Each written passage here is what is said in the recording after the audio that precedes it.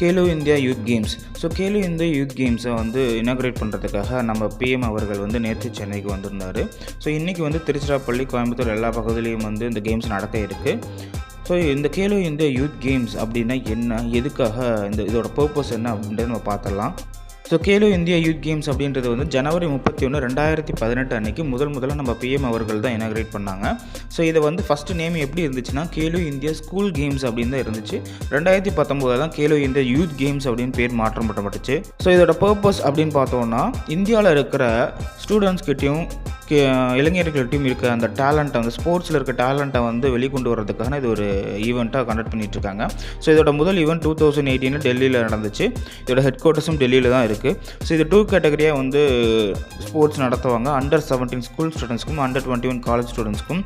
இதில் செலக்ட் ஆகிறவங்கள 1000 பேருக்கு வருஷத்துக்கு 5 லட்சம் வீதம் 8 வருஷத்துக்கு ஸ்காலர்ஷிப்